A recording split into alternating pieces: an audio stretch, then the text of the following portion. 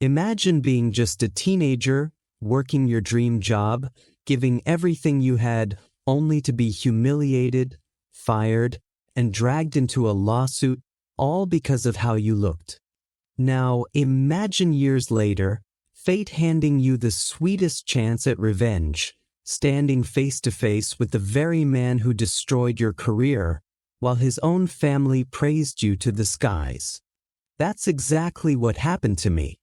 And trust me, karma hit harder than I ever could. If you've ever dreamed of seeing karma take down someone who abused their power, hit that like button, subscribe, and stick around, because this story has betrayal, injustice, and one of the most unexpectedly satisfying revenge payoffs you'll ever hear. I still remember the smell of that little grocery store in my hometown. The sharp tang of cleaning supplies mixed with the sweetness of ripe fruit and the faint gasoline scent that always seemed to drift in from the pumps outside.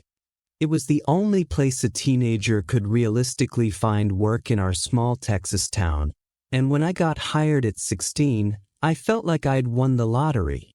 No one else my age had steady hours, a real paycheck, or the kind of independence that comes with clocking in, wearing a name tag, and knowing you were needed. For a 16-year-old, that job wasn't just a way to buy gas for my beat-up car or grab fast food with friends. It was freedom. It was dignity. It was my first real taste of responsibility. My boss knew I was still in school and in the band, so he made sure I was never scheduled past 10:30 at night. That little detail might sound trivial, but to me, it meant he respected my time and my future. He wasn't trying to squeeze every last drop of labor out of me. He actually cared. In the beginning, I did what most new hires do. I stocked shelves late into the evening and cleaned every aisle until the floors shone. It was thankless work sometimes, especially when customers left messes minutes before closing, but I didn't complain. I figured if I was going to be trusted with a job, I was going to give it everything I had. I'd whistle quietly to myself while lining up soup cans until the labels all faced the same way, or I'd drag the mop bucket up and down the aisles, satisfied by the glossy reflection of the overhead lights on freshly scrubbed tile. And people noticed. My boss noticed. My coworkers noticed. Before long, I wasn't just the kid who cleaned up at night. I was the one they called on when a display needed to be set up quickly, or when the delivery truck arrived late and everyone was tired, but the shelves had to be stocked before morning. I took pride in being that guy, the reliable one. One day, about 6 months into the job, my boss pulled me aside after closing. I thought maybe I had done something wrong, because he had that serious look managers get when they're about to lecture you. But instead, he surprised me. "You've been doing a hell of a job here," he said, leaning against the counter, arms crossed but smiling. "I think it's time we moved you up front. How do you feel about being a cashier?" I tried to play it cool, but inside I was buzzing. Cashier meant trust. It meant directly handling money, dealing with customers, and not just sweeping up after everyone else. I nodded, maybe too eagerly, and said, "Yes, sir. I'd be proud to." That's how it started. From stock boy to cashier, from cashier eventually to evening manager, it felt like climbing a ladder I hadn't even known was there when I started. By the time I graduated high school, I was responsible for closing the entire store at night. Think about that. An 18-year-old with keys to the store, entrusted with reconciling the sales for the day and taking thousands of dollars in deposits to the bank. I still remember the first night I locked the doors alone. The click of the deadbolt echoed like a thunderclap in my chest. It wasn't just the sound of security, it was the sound of trust. My relationship with my store manager only grew stronger. She was firm but fair, The kind of boss who'd let you know when you messed up but also fought for you when higher-ups asked for too much. Even the regional manager knew my name, and that meant something.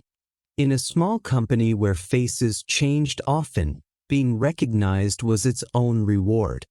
The company itself had a special kind of culture too. It wasn't some faceless corporation yet. It was a small chain of a few dozen stores, all started from an oil company owner's idea to distribute his gasoline more effectively.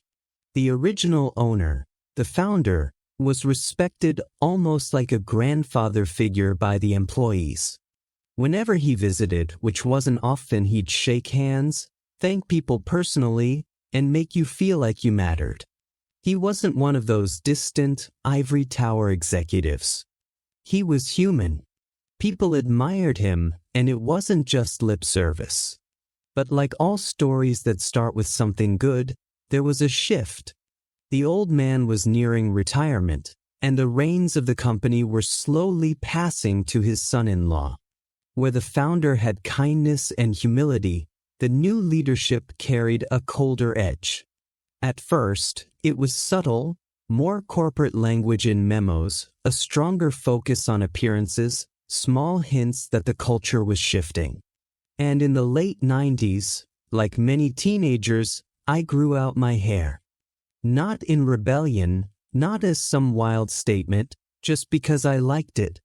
My regional manager, who genuinely respected me, pulled me aside one day and said kindly, "Hey, Greg, could you just keep it neat? Maybe tie it back or wear a store cap.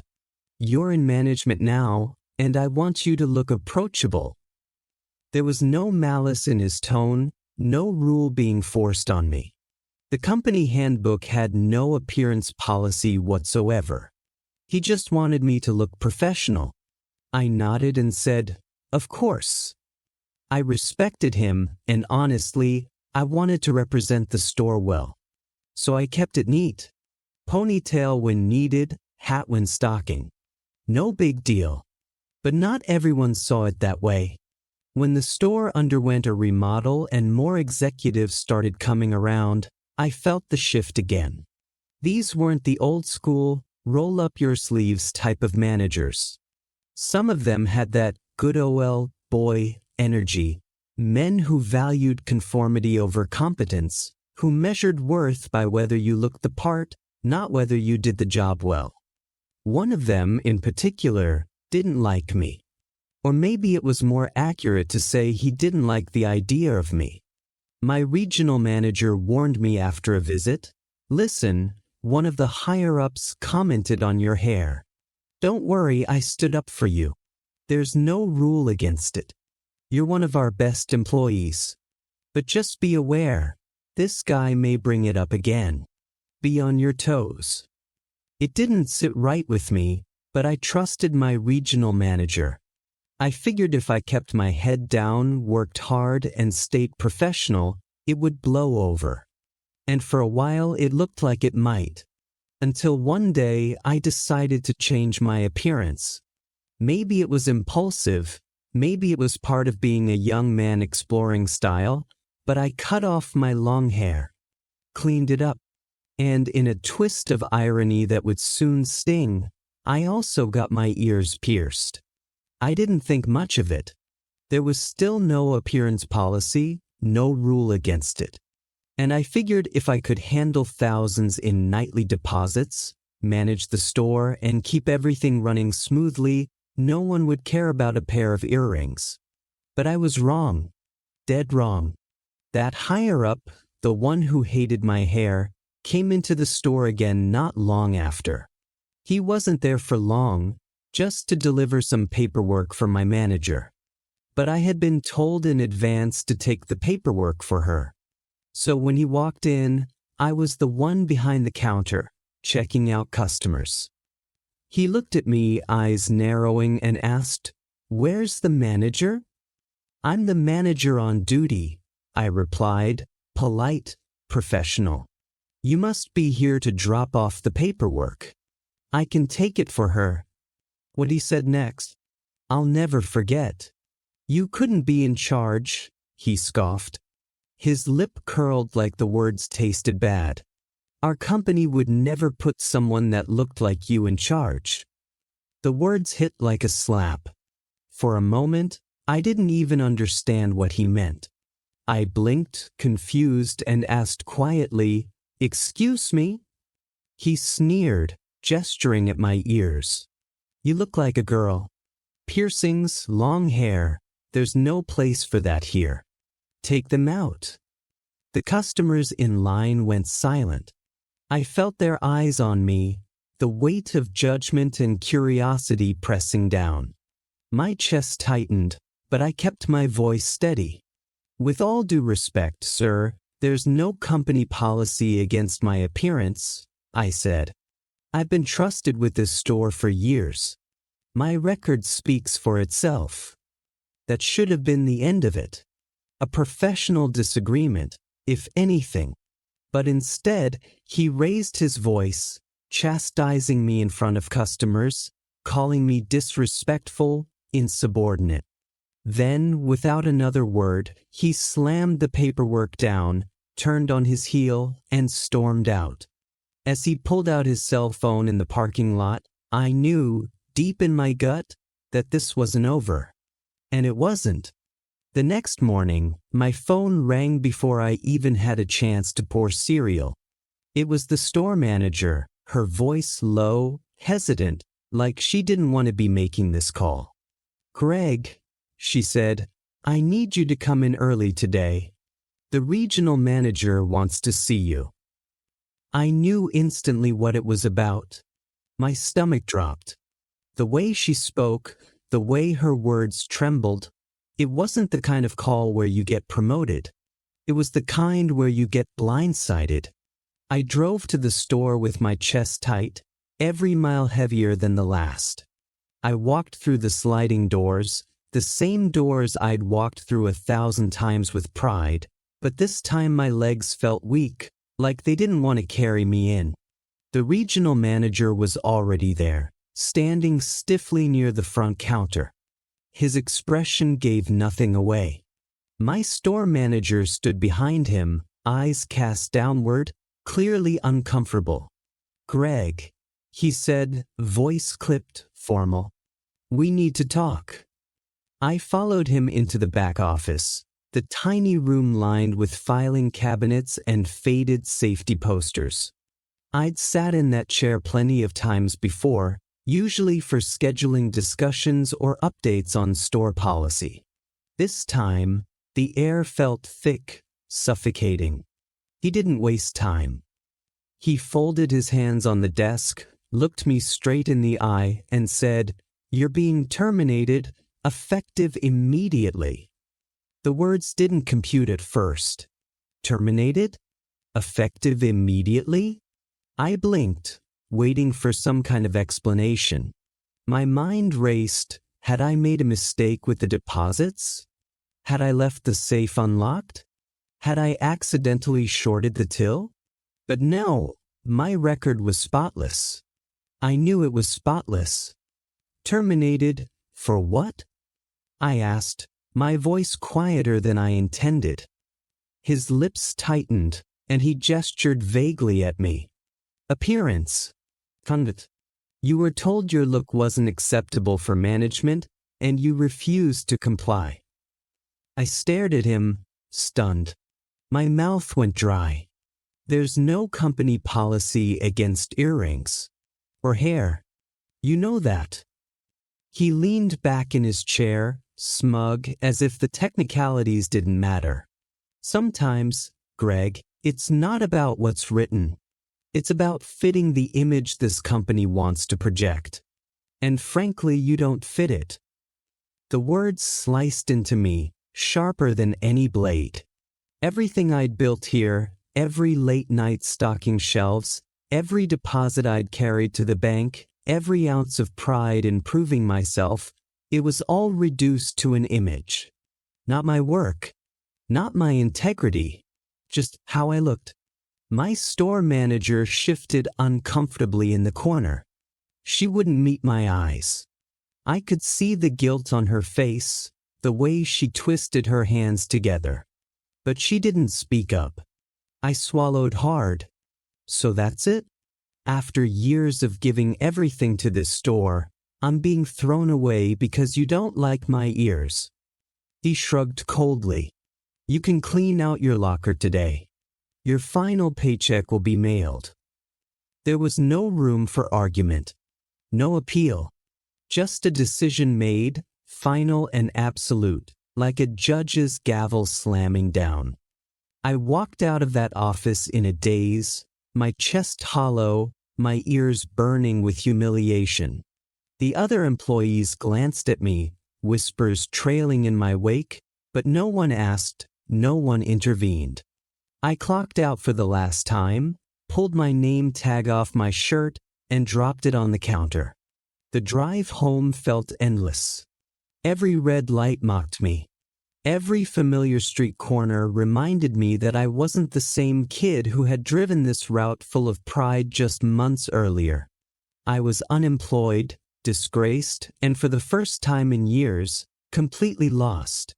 That night, lying in bed, I stared at the ceiling and felt the weight of failure pressing down. I thought about my future, college looming, bills to pay, the dream I'd had of working my way up in that company, gone in an instant. I thought about the founder, the old man who treated people like family, and wondered what he'd think of how his company was being run now. And then the shame hit. The humiliation of being told in front of customers that I looked like a girl. The indignity of having years of hard work erased with a shrug. My chest burned with anger, but at the same time, I felt small. Powerless. Like my voice didn't matter. For a few days, I sank into that pit. I helped my mom around the house, half-heartedly looked at job listings, but mostly just replayed the moment over and over in my head. The sneer. The tone. The way the words, "you don't fit," clung to me like a stain I couldn't scrub off. Then one evening, my mom came into my room. She sat on the edge of the bed, her hand resting gently on my shoulder. "Greg," she said softly, "what they did to you isn't right." I didn't answer at first. I just stared at the floor, my hands clenched. She continued, "You gave them years of loyalty. They can't just toss you aside because of how you look. That's discrimination." The word hung in the air. Discrimination. I hadn't thought of it that way. To me, it was just unfair. But hearing her say it out loud, framing it as something bigger, something systemic, it flipped a switch in my head. She pressed on. "You should file a complaint. With the EOC. They exist for exactly this reason." I looked at her, uncertain. It's me against a whole company. They'll crush me." Her eyes softened, but her voice was firm. "Not if you fight. Not if you stand up for yourself.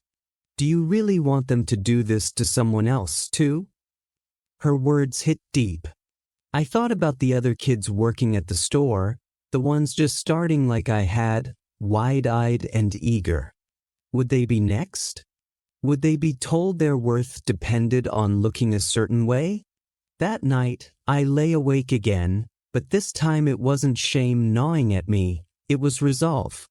If they thought they could erase me, humiliate me, discard me like trash, they had another thing coming. The next morning, I picked up the phone and called the Equal Employment Opportunity Commission. My heart pounded as I explained my story to the woman on the other end of the line. She listened carefully, asked questions, and took notes. And when she finally said, "Yes, this qualifies. We can take your case," I felt a rush of something I hadn't felt since the day before the firing. It wasn't going to be easy. I knew that. Taking on a company, even a regional chain, was daunting. But I also knew I couldn't just roll over and let them bury me under their arrogance. I had worked too hard, sacrificed too much, and believed too deeply in myself to let it end like that. That day, I stopped being a victim and started being a fighter. And though I couldn't have known it then, that decision would change everything. I'll never forget walking into the OC office for the first time. The building itself wasn't flashy, just another government office tucked into the maze of downtown Dallas. But for me, stepping through those glass doors felt like crossing a line I'd never dared cross before. I wasn't just a kid anymore. I wasn't just an employee who got fired. I was now a complainant, a challenger, someone officially saying, "This isn't right, and I won't let it slide." The woman who greeted me was middle-aged, with warm eyes and a firm handshake. She introduced herself as Carla, the investigator assigned to my case. She listened intently as I laid everything out, how I'd been hired young, worked my way up, earned the trust of managers, and was suddenly tossed out because a higher-up didn't like how I looked. She didn't rush me. She didn't dismiss me. She asked clarifying questions, nodded as I explained the humiliation, and took careful notes. When I finished, she set her pen down, leaned forward slightly, and said something that gave me chills. "Greg, you have a very strong case." I exhaled for what felt like the first time all day. Up until that moment, I wasn't sure anyone outside my family would see it the way I did. To me, it was injustice. To them, it might have looked like some bratty teenager trying to keep his earrings. But no, Carla saw it clearly for what it was. Wrongful termination based on appearance, with not a single line in the company handbook to justify it. She explained the process. "We'll file a formal complaint against the company. They'll be required to respond. Often, cases like these don't even go to trial. They settle. And from the documentation you've provided, I'd say you're in good shape." Hearing that felt like someone finally handing me back a piece of my dignity. 4 days after the firing, I'd felt stripped bare, like I was powerless against a faceless corporate machine. Now, sitting across from this calm, steady investigator, I realized I had leverage. I had proof. I had a shot. I drove home that night, buzzing with adrenaline. My parents sat me down in the living room, and I told them everything. How the OC thought my case was strong, how we'd move forward. My dad was cautious, worried about the toll it might take. But even he admitted that what they'd done was wrong. My mom just hugged me tight and said, "Good. Make them answer for it." The weeks that followed were a strange mix of stress and relief. On one hand, I was technically unemployed, living back at my parents' house, trying to balance college classes with the uncertainty of my case. On the other hand, I wasn't drifting aimlessly. I had a plan. I had a fight to fight. Then came the settlement offer. Carla called me one afternoon and said, "Greg, the company has agreed to pay you 6 months' worth of wages." 6 months. For a kid in college, that was a fortune. More importantly, it was validation. They wouldn't be offering that kind of payout unless they knew, deep down, that they'd screwed up. When that first check arrived, I held it in my hands like it was a trophy. It wasn't about the money, not really. It was about what it represented, acknowledgement that I hadn't just been some expendable teenager.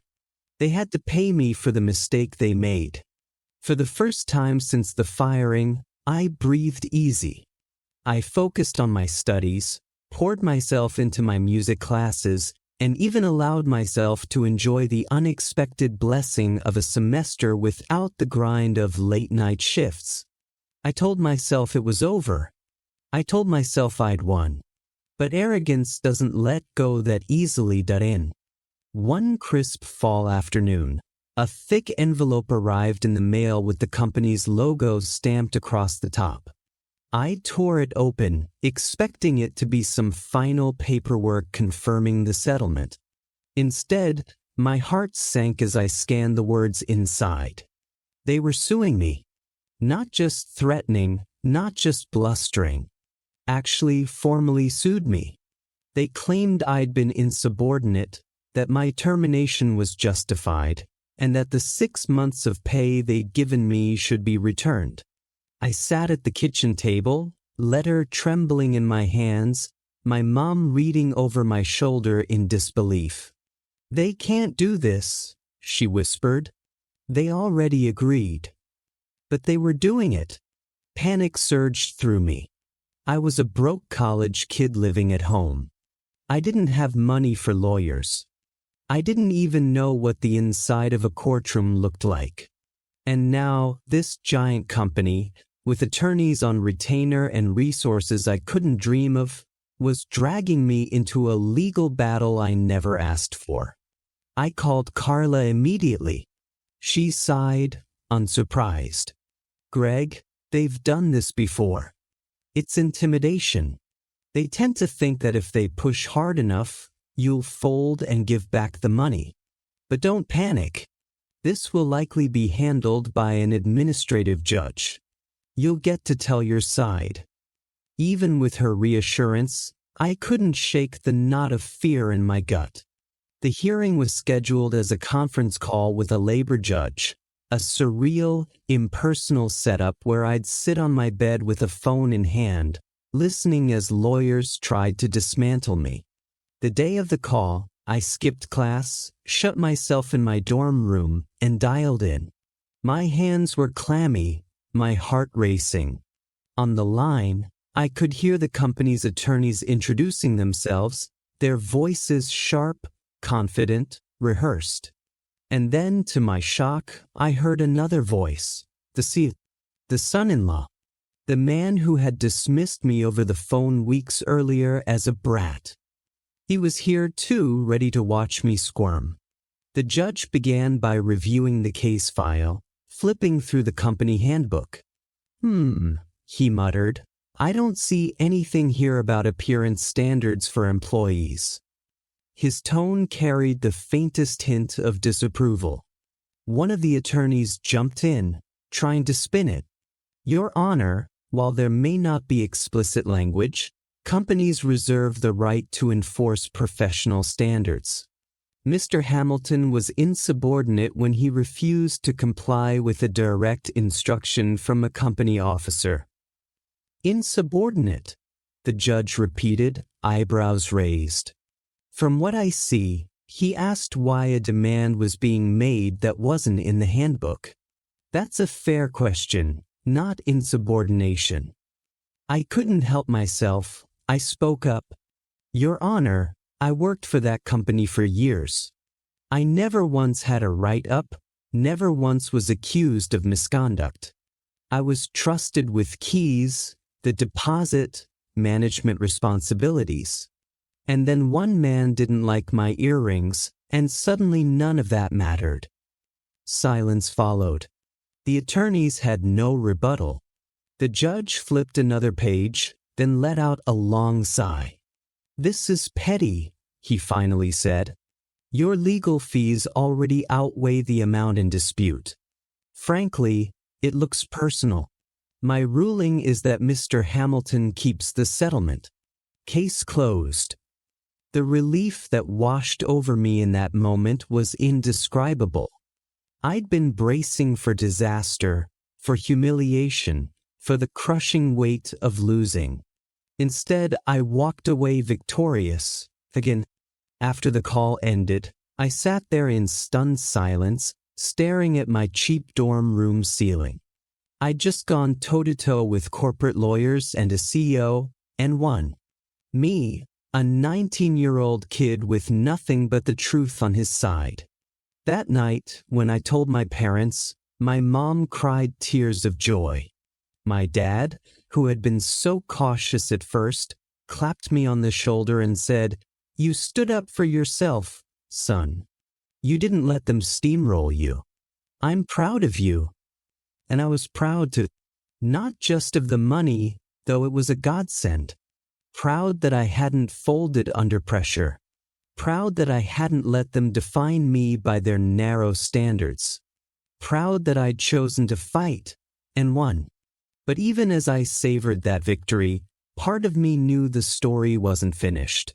Because revenge, the real, satisfying kind, was still waiting just over the horizon. After the case was finally over, after the checks came and the lawsuit got shut down, life felt lighter. For the first time in months, I could wake up without that knot of dread in my chest. I focused on school, buried myself in my music, and let the rhythm of daily life slowly repair what had been broken. But as fall turned into winter, the reality crept back in. I needed a job. That settlement money wouldn't last forever, and I didn't want to coast on it like some prize. I wanted to earn again. I wanted to stand on my own feet. So I started applying around town. That's when I spotted the opportunity at a retail giant, one of those big box stores that seemed to sell everything under the sun. Their electronics section was huge, rows of shiny TVs, stereo systems, camcorders, all the cool stuff that drew customers in like moths to a flame. And I thought, that's it. That's where I want to be. During the interview process, the HR manager leaned forward, tapping her pen against her notepad. So, I see here you left your previous job suddenly. Can you explain? My stomach tightened, but I told her the truth. Not the bitter, ugly version, the honest one. I explained the firing, the earrings, the OC case. I expected her to raise an eyebrow, maybe thank me for my time, and show me the door. Instead, she chuckled, shaking her head. You know what? That is ridiculous, she said. I believe you. And honestly, I think you'll do great here. Just one thing. We do have a strict no earring policy for men. I laughed nervously. That's fine. I'll take them out. I want to be a teacher someday anyway, and let's be real, male teachers in Texas with earrings don't exactly fit the mold. She smiled and slid the application back toward me. Welcome aboard. And just like that, I was back in the game. The electronics department was a whole new world compared to the grocery store. Gone were the days of stocking canned goods and mopping floors. Now, I was standing under the glow of massive projection screen TVs, explaining refresh rates, sound systems, and the brand new world of high definition. This was the late 90s, when HD TV was just hitting the market. These weren't cheap little flat screens like you see now. These were massive beasts, big, bulky projection sets with price tags that started around $4,000 and climbed from there.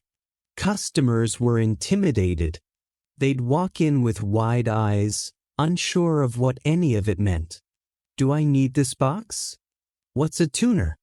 Will my old VCR work on it? Most of my coworkers stumbled through those questions. They didn't know the difference between 480p and 1080i, or why you'd need a component cable instead of composite. But me? I studied it. I read every manual, every trade magazine, every flyer. I wanted to be the guy who had answers when no one else did. And it paid off. I remember one Saturday afternoon, a middle-aged couple came in, clearly overwhelmed.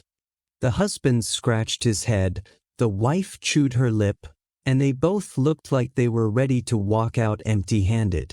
I stepped in with a smile. Hi, folks. Looking for a TV or looking for the TV? They laughed nervously, and within minutes I had them relaxed. I explained what HDTV actually meant, showed them side-by-side comparisons, and broke down the jargon into plain English. By the time we were done, they weren't just buying a TV, they were investing in a setup. Speakers, cables, warranties, the whole package. That became my thing. People would leave happy and then they'd come back. With friends, with family, with neighbors. Go see Greg, they'd say. He'll explain it. He won't make you feel stupid. My sales numbers soared. The commission checks rolled in. For the first time, I wasn't just surviving, I was thriving. And then, one December day, fate decided to stir the pot. A retired couple came in, sharp-looking folks in their 70s. They carried themselves with quiet confidence, the kind of people who had lived comfortably and weren't shy about treating themselves. They wanted the best, top-of-the-line everything. As I guided them through options, answering their questions, the husband felt oddly familiar. His voice, his posture, the way he clasped his hands behind his back as he studied a TV, it tugged at something in my memory. But I couldn't place it. It wasn't until we reached the register when I asked for their name and address for delivery that it hit me like a bolt of lightning. The name he gave me was unmistakable. He was the retired founder of the grocery chain, the man whose company I had once poured my heart into, the same man whose son-in-law had fired me. My pulse quickened, but I forced myself to stay calm, professional. His wife, gracious and kind, leaned in as I printed the receipt. "Greg, you've been wonderful. We're buying gifts for our children this Christmas. Everyone wants a new TV, and I think we'll send them all to you." I swallowed hard, nodding with a smile. "I'd be honored, ma'am." As they left, I stood there in shock. I had just sold thousands of dollars of equipment to the man who had once owned the company that chewed me up and spit me out. And his wife was about to send me even more business. Life has a funny way of circling back. But the real twist was still to come. A week later, the store was bustling with post-holiday shoppers when a man in his 40s walked up to the counter. He was dressed casually, but carried himself with authority. His handshake was firm, his eyes sharp. "I'm looking for Greg," he said, glancing at my name tag. "I'm Greg," I replied, trying to steady my voice. And then he introduced himself. The son-in-law, the man who had once told me over the phone that I was nothing more than a brat. My chest tightened, and for a moment, I thought my legs might give out. This was him. The man who had approved my firing. The man whose arrogance had cost me my job, then dragged me through months of legal hell. And now he was standing in front of me, in my section, asking me for help. I took a slow breath, forced a smile, and said, "What can I help you with today?" He launched into questions about electronics, clearly out of his depth. His father-in-law had likely told him about me, maybe even sent him here. And as much as part of me wanted to sneer, to dismiss him the way he once dismissed me, I didn't. I did what I always did. I listened. I explained. I guided him through the maze of options until he felt confident. All the while, I could feel my heart pounding, my mind screaming, "Do you recognize me? Do you realize who I am?" When the transaction was finished, I reached into my pocket and pulled out one of my business cards, something I rarely handed out, but this moment demanded it. I slid it across the counter and said, "If you need anything else, come back and see me. Ask for Greg. Greg Hamilton." He picked up the card, glanced at it, and then looked back at me. His eyes lingered, and for a long, awkward moment, we just stared at each other. Recognition flickered. I could see the wheels turning in his head. Finally, he gave a curt nod, muttered a thank you, and walked away. But before leaving the store, he turned back one last time, staring at me with an expression I'll never forget. Regret? Realization? Maybe even respect? I'll never know for sure. What I do know is that in that instant, the power dynamic had flipped. Years earlier, he had all the power and I had none. He had reduced me to nothing more than an image he didn't like. But here, in this store, in this moment, I was the one in control. I was the one helping him, guiding him, delivering value he couldn't find anywhere else. And that was the sweetest revenge of all. Because real revenge doesn't come from lashing out or tearing someone down. It comes from standing tall, thriving despite the scars, and letting your success speak louder than their prejudice. That day, as I watched him disappear through the sliding glass doors, I realized something important. I didn't need to destroy him. Life had already done the work. All I had to do was show up, do my job, and let the truth shine through. And it did. And that was it. The man who once crushed my career with nothing but bias had to stand there years later, shake my hand, and thank me for my service, without even realizing until the very end exactly who I was. To me, that's what real revenge looks like. It wasn't about shouting, or proving him wrong in court, or even holding a grudge. It was about showing him, quietly but unmistakably, that the kid he tried to bury had grown into the kind of man his own family respected and admired. And honestly, that hit harder than anything I could have planned. If you made it this far, thank you for listening to my story. If you believe in karma, in standing up for yourself, and in letting success be the loudest kind of revenge, hit that like button, subscribe, and share this video with someone who needs a reminder that setbacks don't define you. Because sometimes, the universe has a way of paying people back better than we ever could.